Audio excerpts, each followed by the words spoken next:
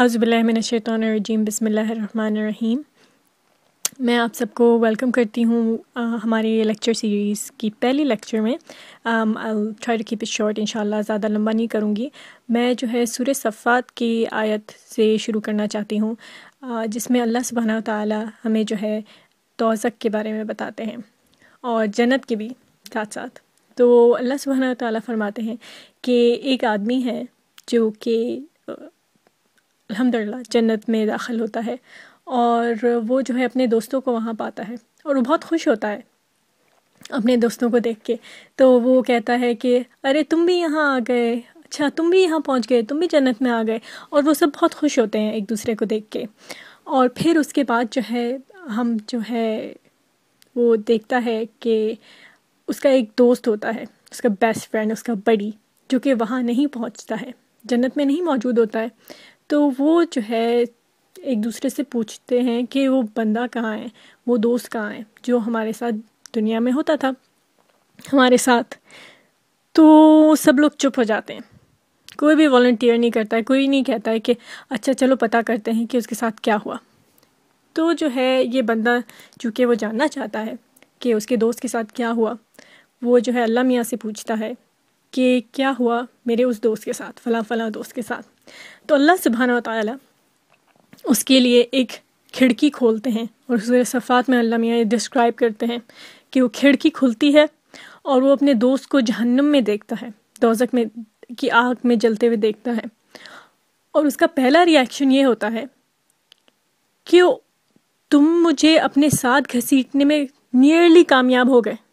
تمہاری پوری کوشش تھی، تم نے میرے ساتھ برا کیا دنیا میں، تم میرا مذاق اڑاتے تھے، تم کہتے تھے کہ میں اپنا وقت ضائع کر رہا ہوں یا میری عبادت کا کوئی فائدہ نہیں، اور تم you nearly got me with you. So پھر جو ہے دوزخ کی کھڑکی جو ہوتی ہے وہ بند ہو جاتی ہے، اور اللہ سبحانہ و تعالی کو وہ بندہ کہتا ہے کہ دو چیزیں ہیں جو کہ کبھی بھی نہیں پھر مجھے بھگتنی پڑیں گی، پھر I never have to go through that again۔ اور وہ دو چیزیں یہ ہوتی ہیں کہ اب اس کے بعد میرا کوئی امتحان نہیں ہوگا، جنت میں ہمیشہ ہمیشہ کے لیے رہوں گا، اور دوسری چیز کہ اب میں پھر نہیں مروں گا، موت صرف ایک دفعہ آنی ہے۔ تو پیارے دوستوں، بھائیوں اور بہنوں، ہم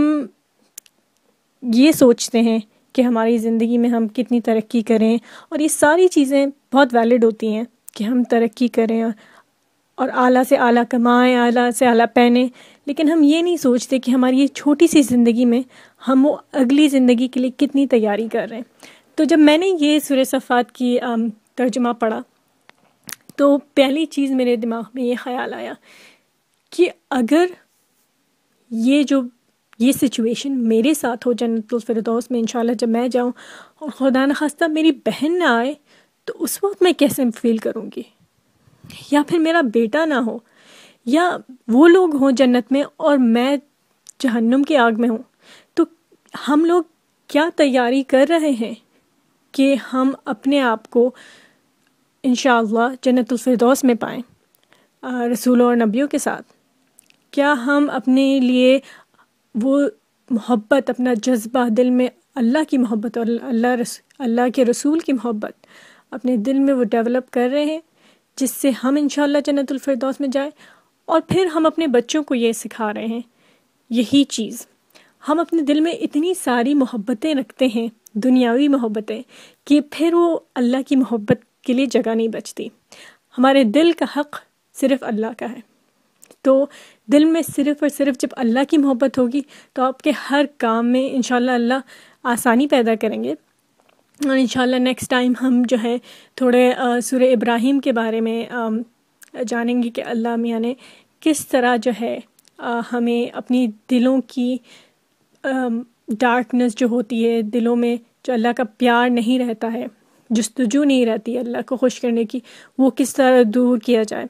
تو انشاءاللہ آج کے لیے اتنا ہی۔ اور دعویٰ میں ایک امپورٹنٹ چیز یہ ہوتی ہے، جب اللہ کا دین بتائیں، جب جہنم کے بارے میں بات کریں، جو جنت کے بھی بارے میں بات کریں، تو جنت کی میں یہ بات کرنا چاہتی ہوں کہ انشاءاللہ ہر وقت جب جنت کی دعا کریں تو جنت الفردوس کے لیے کریں، جہاں رسول اور نبی ہوں گے انشاءاللہ، اور رسول اللہ صلی اللہ علیہ وسلم کا ہمیں ساتھ ملے انشاءاللہ۔ لیکن سب سے خوبصورت چیز پتہ ہے کیا ہے جنت الفردوس میں؟ وہ یہ ہے کہ اللہ اپنے سب سے محبوب بندوں کو اپنا چہرہ دکھائیں گے، ہم اللہ سبحانہ وتعالیٰ کو دیکھیں گے۔